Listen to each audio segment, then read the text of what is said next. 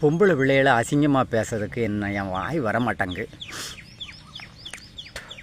இருந்தாலும் பேசுதால பேசித்தான் ஆக வேண்டியதுக்கு. அதாவது சத்யராஜ் சினிமா நடிகர், அல்வா ஃபேமஸ் சத்யராஜ் சினிமாவில் தான் அல்வா கொடுத்துருக்கான் அந்த ஆள் அப்படின்னு நினச்சா நிசத்துக்குமே அல்வா கொடுத்துக்கிட்டு தெரிஞ்சிருந்திருக்காரு.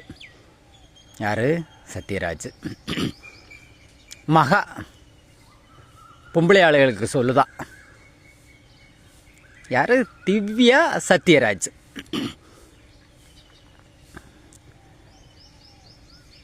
Without responsibility. அது எனக்கு இங்கிலீஷ் தெரியாது, நான் படிக்கலை ரொம்ப. அதாவது கல்யாணம் முடிக்காமலே பிள்ளையை பெற்றுக்கலாம், ஒரு இடத்துல குழந்தை பெற்றுக்கலாம், அது கசந்துருச்சுன்னா இன்னொரு இடத்துக்கு போய்க்கலாம். பிற ஒரு நல்ல முகக்கலையானவனை பார்த்தா முத்தம் கொடுத்துக்கலாம். யார் சொல்கிறா?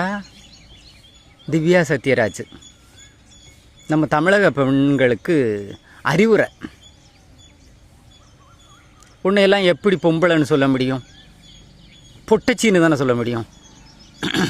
பெண்மைக்கே களங்கம் அன்னைக்கு.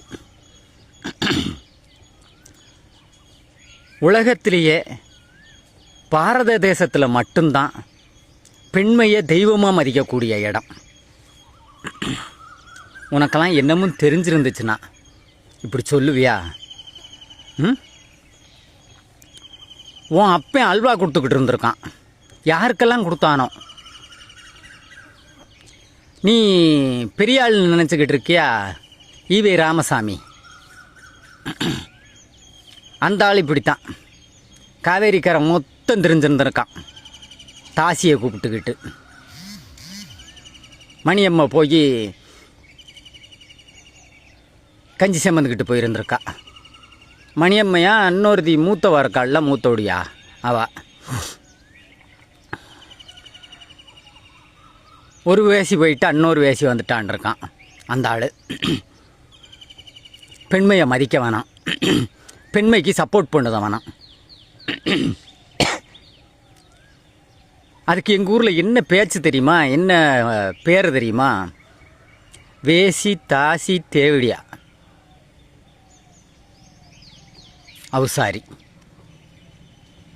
திவ்யா சத்யராஜ் இதுதான் எங்கள் கிராமப்புறங்களில் பேசக்கூடிய பேச்சு.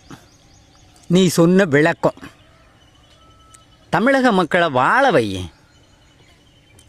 உன் அப்பன் அல்வா கொடுத்துருக்கான், நீ அல்வா கொடுக்க போறியா? நீ அப்போ எத்தனை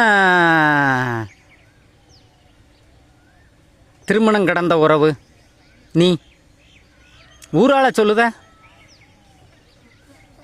நீ அதை நடைமுறைப்படுத்தணும்ல.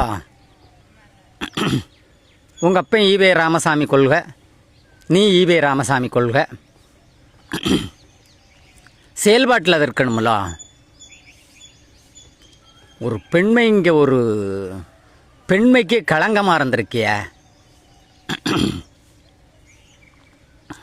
என்ன உனக்கெல்லாம் அறிவு? உன்னையும் ஆளுன்னு மதித்து திக்கும் கூப்பிட்டு பேச விடுதான் பாரு நாய்கள். வாழ்க பாரதம், வந்தே மாதரம், பாரத அன்னையின் புகழ் ஓங்குக. இந்த மாதிரி நாய்கள் தான் நம்ம கலாச்சாரத்தையும் பண்பாட்டையும் கெடுக்கக்கூடிய பஸ் ஸ்டாண்டாக டிக்கெட்டு விற்கக்கூடிய நாய்கள். ஜெய்ஹிந்த்.